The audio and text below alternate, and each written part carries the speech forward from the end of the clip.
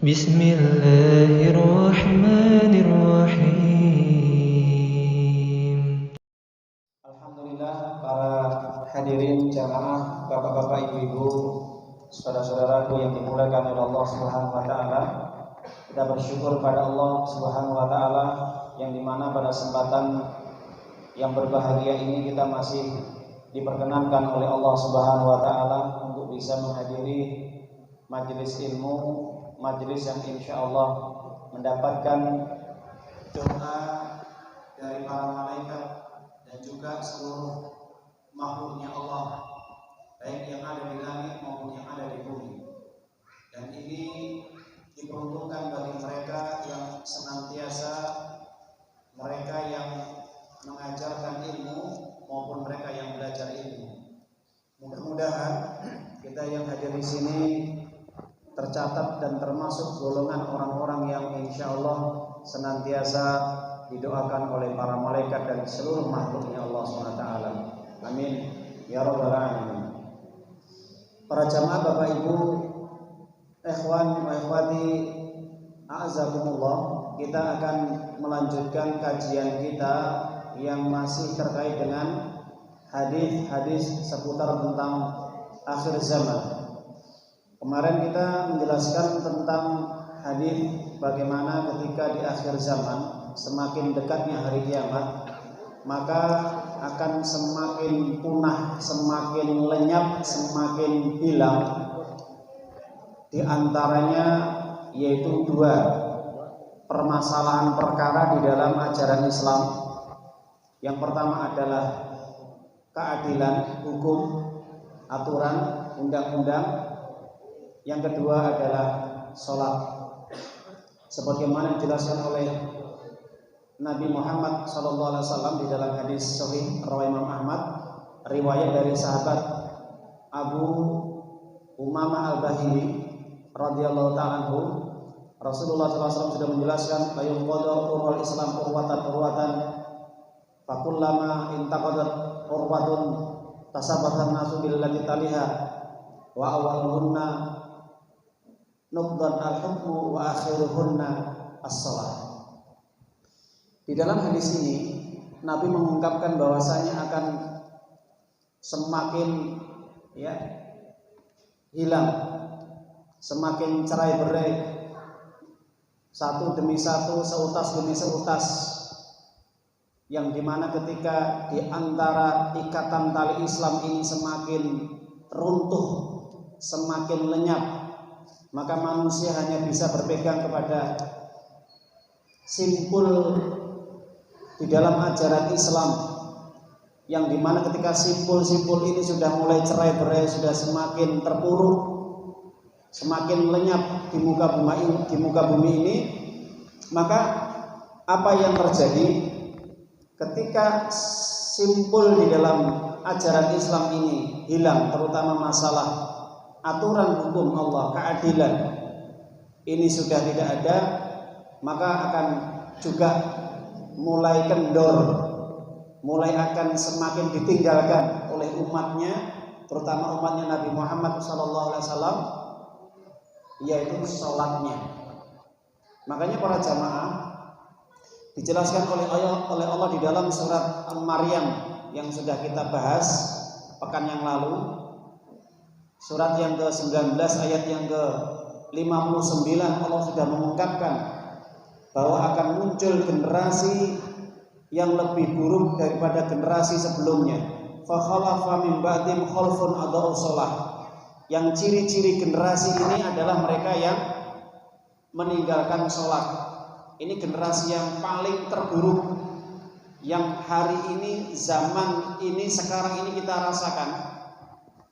Orang ngaku Islam tapi tidak mau mengajarkan ajaran Islam. Orang mengaku KTP-nya Islam tapi tidak sesuai dengan apa yang tersirat ataupun tersurat ataupun tertulis di dalam KTP, bahwa dia sebagai seorang muslim yang baik. Itu hanya tipu-tipu keislamannya. Ini banyak terjadi. Sehingga para jamaah, ketika orang sudah menipu, orang sudah berbohong, berdusta, maka ujung-ujungnya dia menipu Allah dan juga menipu manusia. Kalau orang itu sudah berani menipu Allah, pasti dia menipu manusia. Dikatakan oleh Allah di dalam surat An-Nisa 142, innal munafiquna yukhadi'una Allah wa khadi'uhum. Jadi tanda-tanda orang yang dia sudah berani menipu Allah, ya. Kalau dia sudah berani berbohong kepada Allah, pasti dia akan menipu manusia. Dia akan berani berbohong kepada manusia. Apa di antara tipuan manusia kepada Allah? Dia mengaku Islam tapi tidak sholat, atau ketika sholat dia tidak ikhlas, terpaksa. Idza qamu kusala yura'unan nasa wa la yadhkurunallah illa qalila. Jadi orang-orang yang suka tipu-tipu, suka menipu Allah, itu kalau dia berdiri sholat itu sholatnya kusala, malas, terpaksa, atau tidak ikhlas dalam hatinya. Kalau dia sedang sholat itu cepat sholatnya, tidak tumakninah, dan juga tidak bisa khusyuk ketika menjalankan ibadah sholat. Jadi para jamaah Bapak Ibu, ini banyak ya di tengah-tengah masyarakat kita yang ngaku Islam tapi nggak sungguh-sungguh sholatnya. Iya mungkin menghadap kiblat, tapi dia hatinya kemana-mana. Atau mungkin tujuan ibadah sholatnya ada kepentingan. Ini pernah kita bahas hadis-hadis sebelumnya. Jadi para jamaah Bapak Ibu yang dimuliakan oleh Allah SWT, bahwa tanda akhir zaman ini semakin sedikit orang yang melaksanakan ibadah sholat.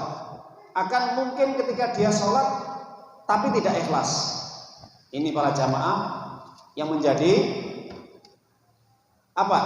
Kejadian kondisi di akhir zaman.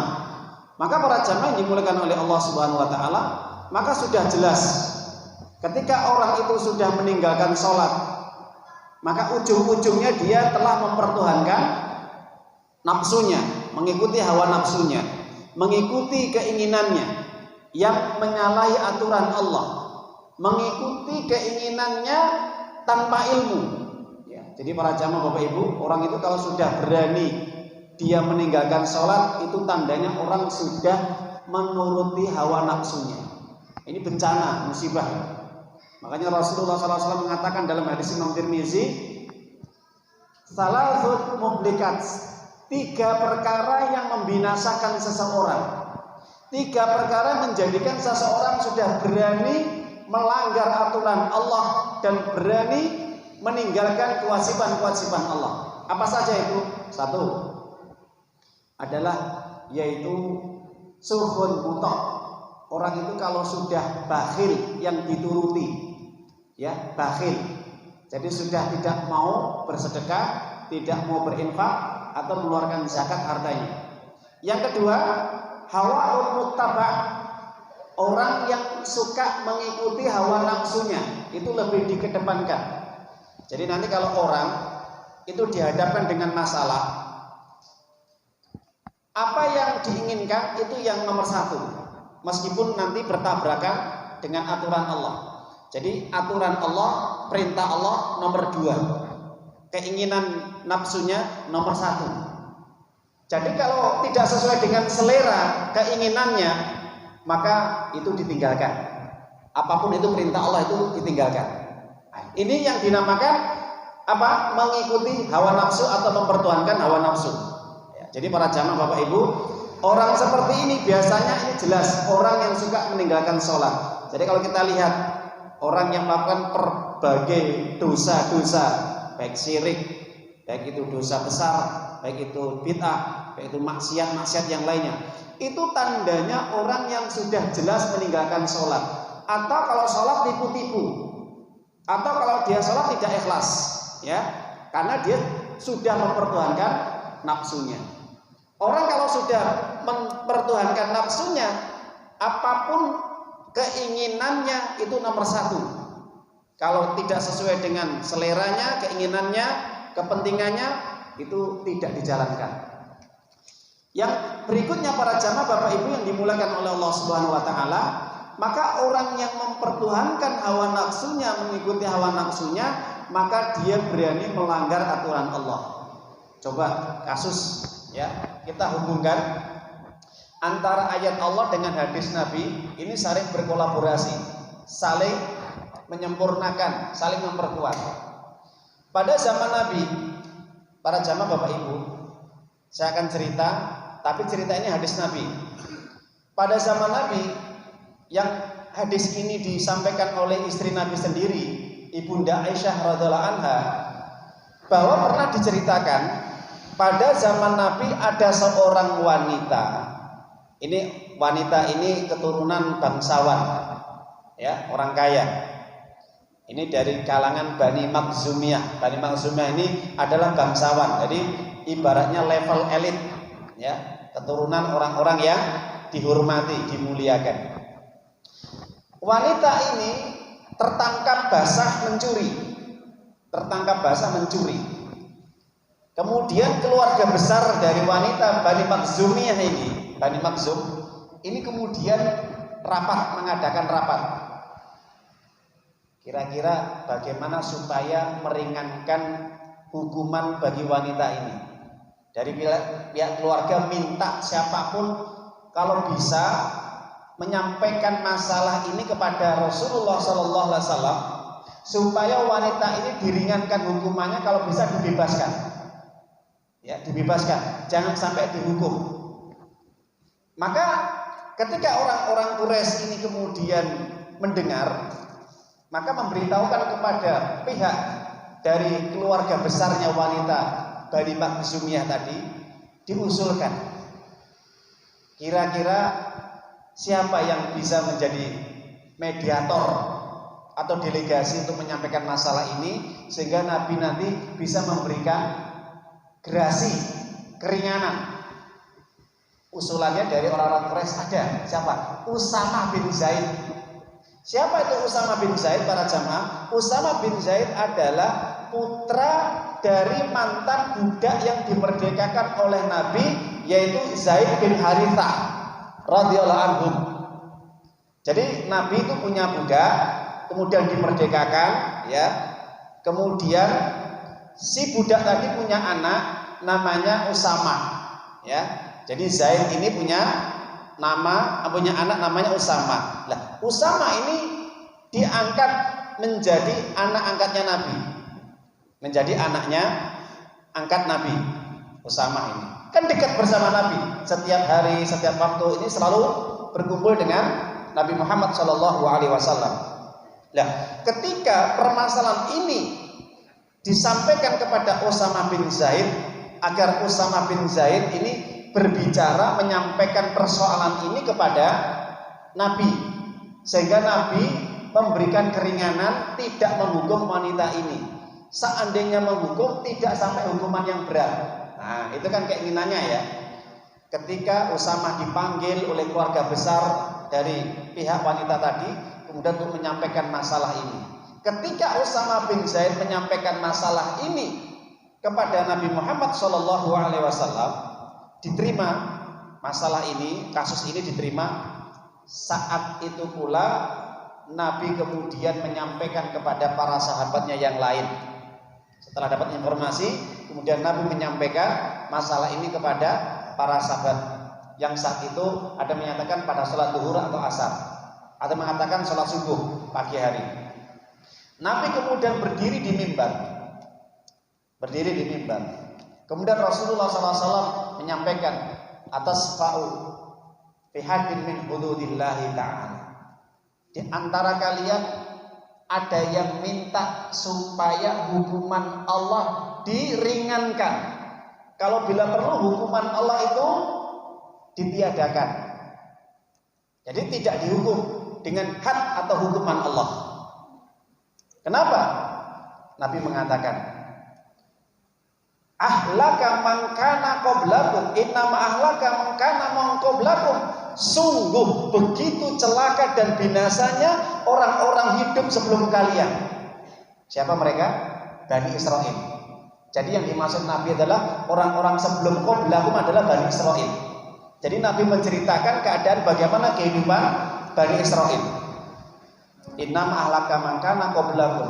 Kenapa dengan kondisi Bani Israel atau orang-orang sebelum kalian, bahwa karakter kehidupan Bani Israel Ini disebutkan oleh Nabi, idza saraqa fihi musyarif taraku. Kebiasaan kehidupan Bani Israel saat itu di dalam tataran masalah hukum, apabila terjadi pelanggaran yang dilakukan oleh orang-orang elit, pejabat, orang berharta, orang punya kekuasaan, itu mereka melanggar aturan Allah, mencuri, membunuh, atau apa saja, mengambil hak yang bukan miliknya, itu dibebaskan. Tarakuh dibebaskan. Jadi hukuman itu tidak diberikan atau tidak ditegakkan. Wa idza kanu saraqu alaihimud dhaif, kalau ada di antara mereka Bani Israel itu yang melanggar dari kalangan rakyat jelata, orang-orang biasa, orang miskin, orang melarat, tidak punya jabatan, tidak punya kekuasaan, ya, bukan orang-orang elit, orang-orang rendahan, maka alaihi al-had, maka ditegakkan hukuman kepada dia. Jadi orang yang mencuri, rakyat jelata, karena nggak punya uang, nggak bisa menyogok hakimnya, atau yang mencuri tadi tidak punya kenalan orang-orang pejabat atau penguasa di atas, maka apa yang terjadi para jamaah Bapak Ibu? Alaihimul had, ya, aqamu alaihimul had, ditegakkan hukuman langsung saat itu, dipotong tangannya. Jadi kalau orang Bani Israel itu, kalau orang-orang rakyat jelata itu dia melanggar aturan Allah, mencuri, membunuh, langsung dihukum. Tapi kalau ada orang-orang elit, ya, punya jabatan, punya kekuasaan, punya harta, dia bisa membeli hakim, menyogok hakim, langsung dibebaskan, tidak tersentuh hukum. Ini hancur dan binasanya kaum-kaum terdahulu, dibinasakan sama Allah, diazab oleh Allah. Kenapa? Karena telah meninggalkan hukum Allah, karena telah melencengkan, menyelewengkan hukum Allah. Langsung saat itu Nabi mengatakan di hadapan para jamaahnya, apa kata Nabi? Wallah lau anna Fatimah binti Muhammad idza sarafat laqatatu yadaha. Demi Allah, saksikan wahai para jamaah, wahai para umatku, seandainya hari ini aku mendapati Fatimah binti Muhammad. Fatimah binti Muhammad itu siapa? Putrinya sendiri. Ngomong langsung, putrinya sendiri, nggak main-main. Seandainya putriku sendiri hari ini mencuri, dan itu curian barang yang dicuri itu sesuai dengan aturan Allah, sudah sesuai dengan nisab. Berapa nisabnya?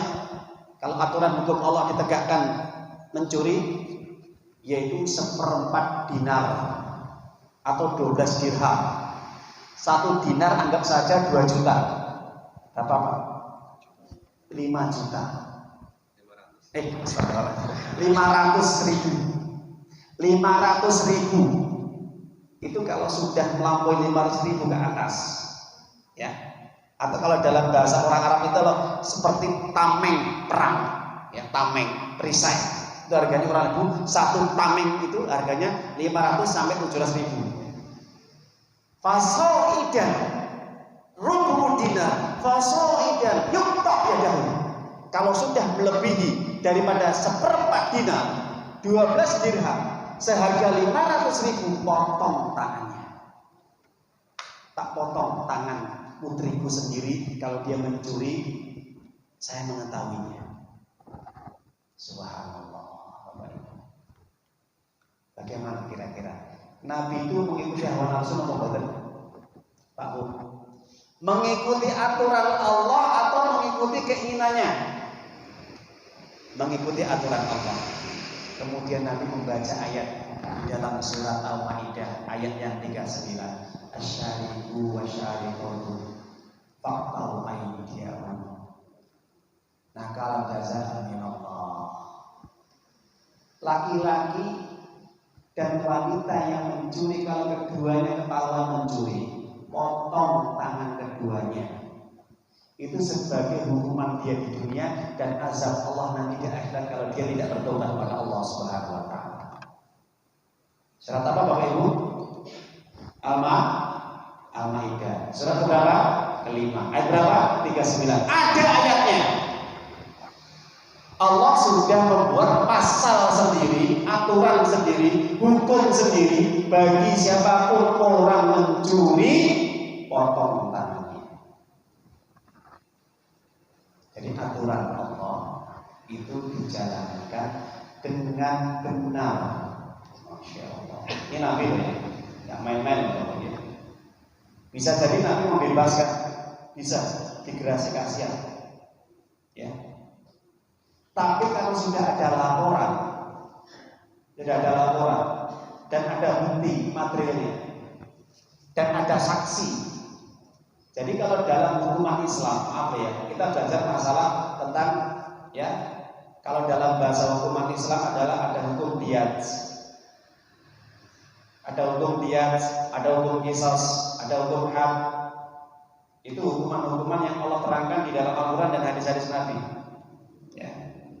Ada hukum janayah, ya, jinayah dan sebagainya. Nah, para jamaah Bapak Ibu, di dalam masalah hukum Islam, di dalam kitab fikih-fikih para ulama ini sudah dibahas secara gamblang. Orang mencuri itu dipotong tangannya, tapi aturannya jelas, tidak agar dipotong saja, tidak serta-merta dipotong, tapi ada aturannya. Apa aturannya?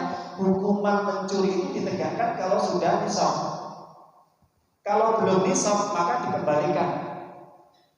Kalau dia nggak bisa kembalikan, penjara, dihukum. Itu keputusan dari hakim, ya. Atau bisa dibebaskan kalau orang yang dicuri tadi merasa dicuri tadi mau bebaskan. Ada juga sebagian ulama mengatakan dicambuk dia 10 sampai 20 kali supaya cedera dia tangannya tadi. Nah itu para jamaah Bapak Ibu.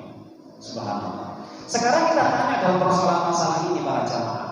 Ketika pada zaman Nabi, generasi terus setelah Nabi, sahabat terus setelahnya, sampai ketika aturan Islam ini sudah tidak ada, maka apa yang terjadi? Keadilan hilang, hukum hilang. Jadi tidak ada keadilan lagi Bapak Ibu. Persis sebagaimana yang telah diprediksi Nabi 14 abad yang telah lalu, 1400 tahun lalu, sampai hari ini terbukti. Kenapa? Pertama, simpul Islam itu yang akan hilang adalah hukum. Yang kedua, sholat. Hukum sudah tidak ada, kemudian orang berbondong-bondong untuk meninggalkan sholat. Sekarang saya tanya para jamaah Bapak Ibu, zaman Nabi, zaman para sahabat, orang tidak sholat dihukum enggak? Dihukum enggak? Dihukum. Enggak main-main. Ustaz, kok keras sekali? Katanya agama itu tidak boleh dipaksa. Nah, ini hati-hati. Dalam Islam itu tidak ada paksaan. La ikraha fiddin. Betul. Betul ya? Buka surah Al-Baqarah 256. Betul. Al-Baqarah surat kedua 256. La ikraha fiddin. Ini jangan sampai disalah persepsikan atau disalah tafsirkan atau salah pahami. Tidak ada paksaan dalam beragama. Ingat, ayat ini untuk siapa? Ayat ini diturunkan ke siapa? Asal-usulnya. Ayat ini diturunkan untuk orang yang beda agama. Ingat, oke? Jadi kadang-kadang, maaf, kita ini kadang-kadang sudah terbiasa dengar ceramah. Kalau sudah ceramahnya nanti kalau salah kaprah dalam memahami ayat Allah, baik itu tafsirnya, hukumnya, asbabun nuzul di dalam ini, maka akan rusaklah nanti pemahaman ini. Banyak orang mengatakan kita tidak boleh maksa orang, nggak boleh maksa orang. Betul, kita nggak boleh maksa orang untuk beragama. Tapi ingat, kita ngajak orang masuk Islam itu nggak boleh dipaksa. Kamu kalau nggak masuk Islam tak bunuh, itu nggak boleh. Kamu kalau tidak masuk Islam nanti kamu akan aku pecat, itu nggak boleh. Pernah pada zaman Umar bin Khattab, dia punya pegawai tukang kuli gudang, ya, tukang usung-usung ya, tukang angkat-angkat. Jadi kalau pada zaman pemerintahan Islam itu orang Islam itu pekerjaannya paling bawah. Kalau orang Islam itu dikasih jabatan yang tinggi-tinggi. Nggak boleh orang selain Islam itu punya jabatan tinggi, itu nggak boleh. Karena apa? Dihinakan. Karena mereka hina. Orang Nasrani ini dikasih pekerjaan sama Umar bin Khattab, kamu boleh kerja, tapi bagian angkat-angkat. Ketika Umar bin Khattab melihat begitu sergap, rajin dia kerja, itu orang Nasrani, ya? Orang Nasrani. Apa kata Umar bin Khattab? Seandainya engkau mau menjadi orang Muslim seperti kita, akan aku angkat jabatan kamu. Ditawari oleh Umar bin Khattab. Umar bin Khattab tidak masalah. Kamu harus masuk Islam.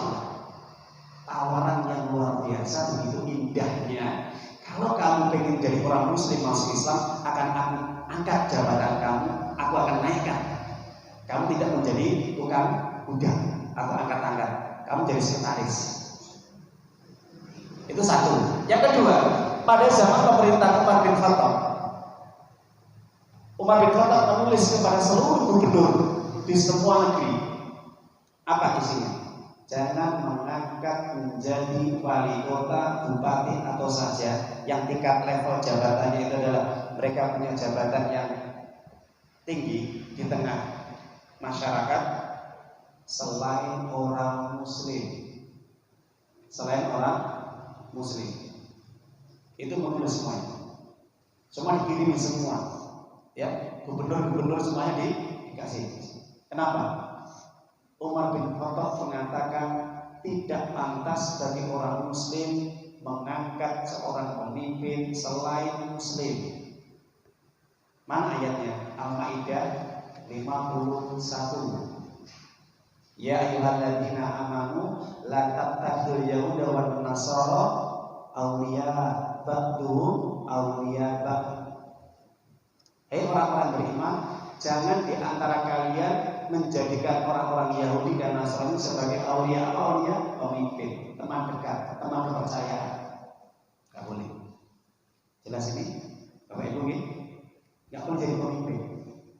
Baik level sampai khalifah, gubernur, wali kota, sampai tingkatan bupati pada zaman Umar bin Khattab, itu gak boleh mereka memimpin dari orang-orang non-Muslim, orang-orang kafir. Kita lanjut pembahasan akhir zaman ini habisnya. Jadi ketika Rasulullah SAW menjelaskan kepada seluruh para sahabat yang ada di situ, demi Allah akan aku potong tangan anakku sendiri kalau dia mencuri. Kenapa? Inilah hukum Allah. Kalau Nabi tidak adil, kira-kira siapa yang lebih adil? Bapak Ibu saya tanya. Saat itu ketika Nabi mengatakan ya sudah kalau gitu, kalau dia mencuri ya sudah kita kasih keringanan, mungkin dia lupa atau mungkin karena dia butuh. Kok bisa butuh? Dia orang kaya. Ya orang kaya wanita tadi, Bani Makhzumiyah. Proses dalam hukum Islam itu ditegakkan mencuri, potong tangan, kisos, orang yang membunuh dibunuh dan sebagainya. Ini memang ada aturannya, nggak bisa. Contoh, wah besar. Ini berarti kalau ada orang mencuri kita potong nggak boleh. Misal ada keluarga kita mencuri, anak kita, istri kita, suami kita, keluarga kita, saudara kita mencuri, kita potong nggak boleh. Syaratnya apa? Untuk menjalankan hukum Allah harus ada pengadilan Islam. Jadi nggak boleh individual, Pak. Bu, ingat ya. Jadi persoalan masalah hukuman Islam ini tidak bisa ditegakkan dengan individual, nggak bisa. Oh ini hukum Allah, tegakkan langsung tangannya dipotong anaknya, lalu potong bapak tangannya yang mencuri, nggak boleh. Syarat untuk menjalankan hukuman Islam ini harus ada mahkamah syariat. Apa? Hakim pengadilan Islam. Di Indonesia nggak ada. Di Indonesia nggak ada. Ada di mana Bapak Ibu? Di mana? Aceh mungkin, Arab Saudi mungkin ya. Insya Allah ada. Yang paling lengkap dan kafah adalah di Taliban Afghanistan sekarang ini. Di Afghanistan ditegakkan hukum Islam total. Barat tidak boleh bercampur urusan dalam negeri karena sudah punya otonomi sendiri, punya kedaulatan sendiri.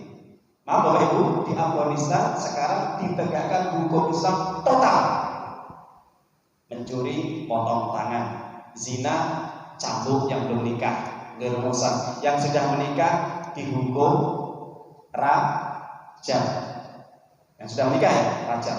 Homoseksual, lesbi, LGBT, hukum. Qisas, dibunuh. Kenapa? Hukum Al-Quran dan hadis-hadis Nabi ditegakkan total semuanya. Insya Allah. Ya, Allah berkati. Amerika tidak boleh campur urusan dalam negeri. Ya, Allah beri kemenangan pada mereka. Jadi para jamaah Bapak Ibu, kita nggak ngomongin masalah korban tidak, tapi saya menceritakan apa adanya sampai buka YouTube-nya, ditegakkan total semuanya. Saya melihat di YouTube itu di situ, masya Allah ya.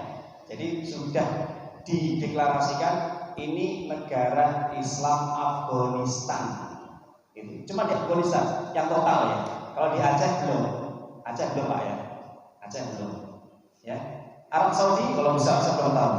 Yang saya tahu cuma ya hukuman itu masih dijalankan. Tapi apakah total? Total itu gini, pejabat tertinggi penguasa itu juga apa dihukum atau tidak? Saya nggak tahu. Apa itu hukuman berlaku untuk rakyat? Ya. Tapi kalau di Afgan itu nggak pandang dulu. Kalau sampai ada menterinya melanggar, dihukum. Terus nggak pandang dulu. Pejabat apapun melanggar, dihukum. Nah itu.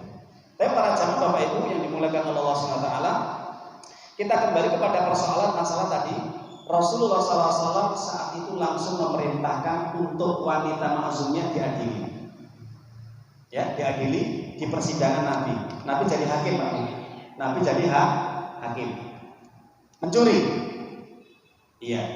Buktinya, ini buktinya. Saksi, ini saksi 2. Saksi mencuri 2. Saksi membunuh 2. Saksi berzina 4. Ingat ya, ini dalam aturan Islam mungkin. Saya hanya berbicara wilayah tentang hukum Islam yang jelaskan di dalam Al-Quran dan hadis Nabi. Bedanya apa Bapak Ibu? Zina 4, mencuri 2, membunuh 2. Selain berzina kok 2. Saksi nikah berapa Pak? Orang jadi saksi nikah berapa? Cukup 2. Cukup 2. La nikah illa biwali wa syahidaini. Di dalam hadis Ibnu Majah dijelaskan tidak sah pernikahan tanpa adanya wali dan 2 saksi. Bukan 4, 2. Nikah ya.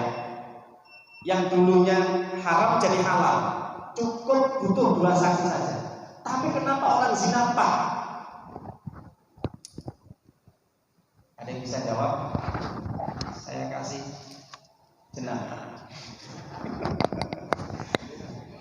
Kenapa orang berzina itu harus membutuhkan 4 saksi? Karena orang berzina itu hukumannya lebih berat daripada hukuman-hukuman yang lain. Dan yang kedua, hukuman berzina itu lebih hina dan memalukan daripada hukuman-hukuman yang lain. Orang mencuri, orang membunuh, tidak harus diprestasikan, nggak masalah. Nggak usah banyak orang, cukup 2 saja. Pancung, dia membunuh, qisas. Ya ayyuhalladzina amanu kutiba alaikumul qisas bil qatl. Ya orang beriman, tegakkan hukum qisas bagi pencurian, bagi pembunuhan. Al-Baqarah 178, qisas. Ya, jelas ya? Al-Baqarah 178. Orang membunuh di qisas. Tidak butuh banyak orang. Tidak butuh banyak orang.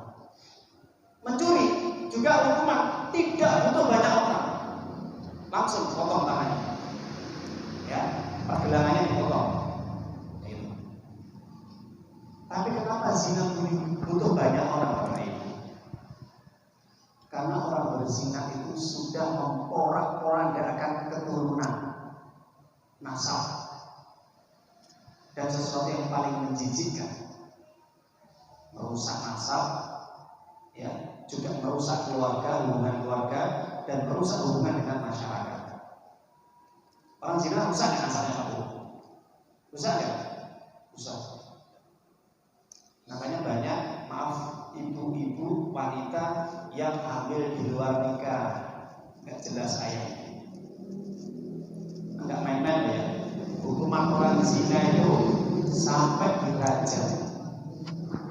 Wanita tadi, laki-laki tadi ditaruh di tengah lapang, diikat, ditutupi, atau mungkin sebagian badannya ditutupi, ya, atau kepalanya ditutupi, terserah keputusan hakim. Orang kumpul semuanya, banyak, suruh kumpul, disediakan batu bikin yang enggak besar, berbudi, bilang enggak, kecil, tidak terlalu kecil, kotak-kotak enggak, tapi kerosok kalau di Bandung itu langsung keluar darah, ya, setengah, tidak besar, tidak kecil, disediakan batu, lempar sampai meninggal dunia. Hukuman zina yang sudah menikah. Bapak Ibu para jamaah, Allah mengatakan hendaknya para saksi tadi menghadirkan arba'atu syuhada, 4 saksi, ya, di dalam surat An-Nur. Surat apa? An-Nur, ya. Surat yang keberapa? Surat yang ke-24. Allah menjelaskan di dalam Al-Quran, di dalam ayat ini katakan, walladzina yarmunal muhsanati tsumma lam ya'tu bi arba'ati syuhada fasliduhum samanina jaldah wala taqbalu lahum syahada abadan wa ulaikumul fasiqun. Ingat, surat An-Nur nanti Bapak Ibu dibuka surat yang ke-24 ayat yang ke-4. Orang-orang yang telah menuduh wanita-wanita yang baik-baik berzina, hendaknya mereka mendatangkan 4 saksi. Kalau mereka tidak bisa mendatangkan 4 saksi, cuma 3. Ya, cuma 3. Laki-laki semua ya. 4 itu laki-laki semua loh. Kalau perempuan berapa? 8. Perempuan berapa? 8. 1 banding 2. Laki-laki 4, perempuan berapa? Laki-laki kurang 1, 3 nggak diterima. Apa kata Allah? Dikatakan wala taqbalu syahadat abadan. Jangan kamu terima saksi mereka cuma 3 selama-lamanya. Tidak ada. Yang bersaksi kok cuma 3, menuduh ini tukang zina. Maaf ya, dia menuduh ini tukang zina. Kok cuma 3 saksi? Nggak bisa mendatangkan 1 saksi lagi.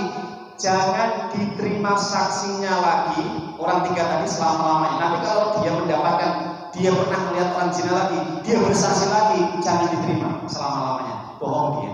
Itu nggak kuat. Meskipun dia melihat, tapi itu nggak diterima sama Allah. Tidak itu saja, dipukul cambuk 80 kali yang bersaksi di 3 orang. Tidak main-main. Insya Allah. Ini hukuman Allah ketat ya. Ini terkait dengan masalah kehormatan.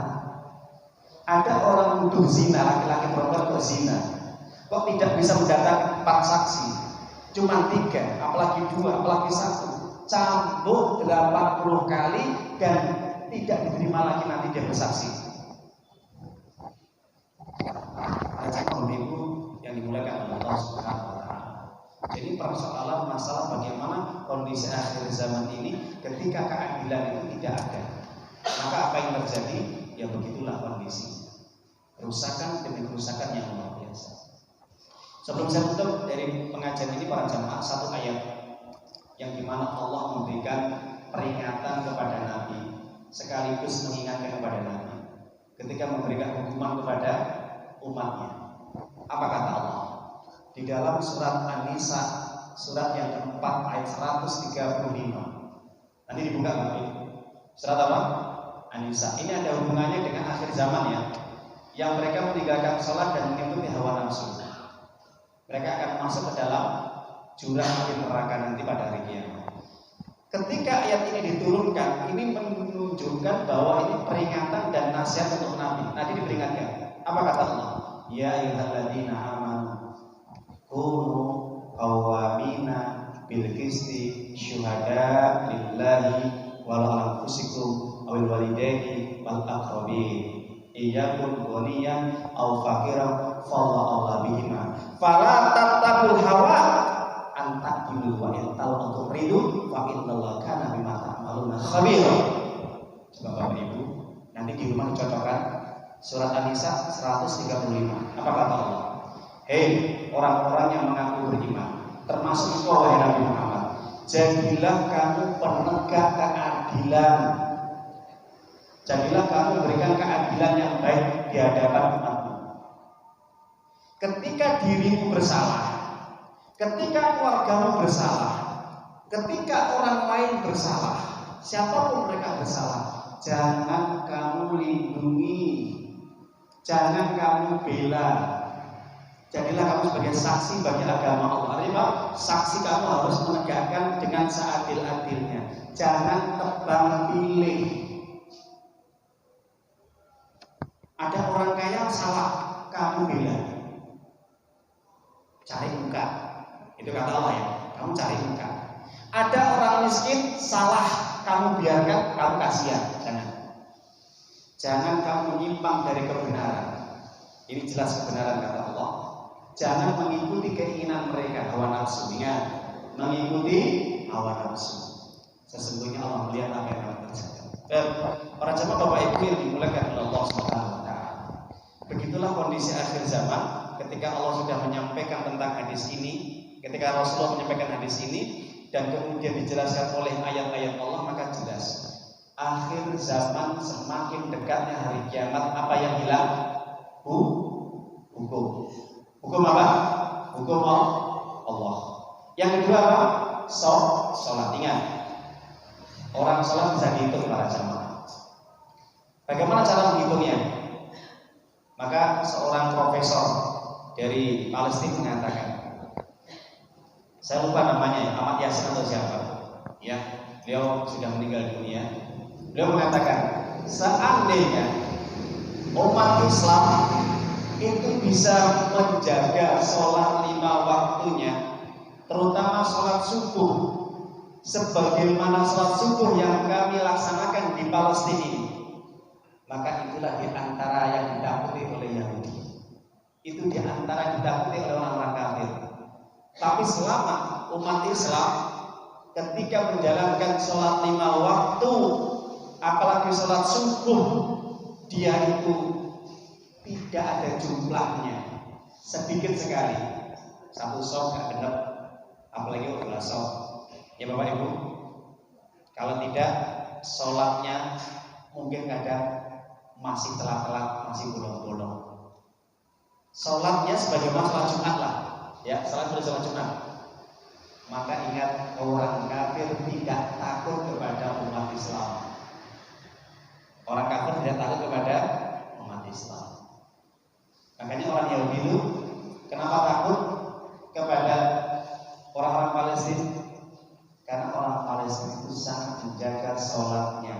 Mulai anak kecil ini sudah dibiasakan untuk sholat berjamaah. Makanya orang Yahudi itu, tentara Zionis Israel itu, kalau dia itu berhadapan dengan anak kecil cuma bawa apa? Batu.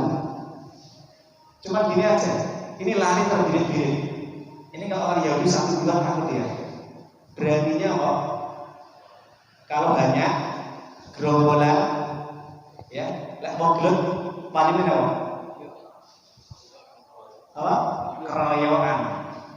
Ngadepi satu dua pemuda yang Palestina ini dengan membawa batu, itu sudah lari mereka. Kenapa? Para ulama mengatakan di sana, karena Allah memberikan pertolongan karena sholat mereka yang luar biasa.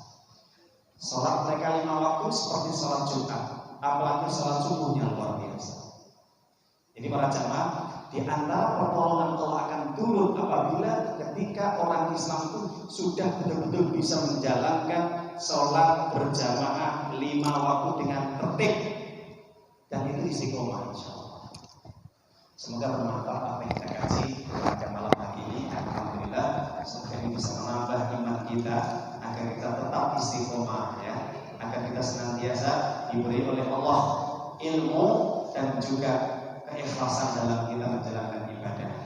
Dan semoga keluarga kita juga dibimbing oleh Allah untuk senantiasa istiqomah dalam beramal ibadah. Amin ya rabbal alamin. Pada akhirnya kita tutup dengan bacaan alhamdulillahirabbil alamin. Subhanakallahumma wa bihamdika, asyhadu an la ilaha illa anta, astaghfiruka wa atubu ilaik. Assalamualaikum warahmatullahi wabarakatuh. Ya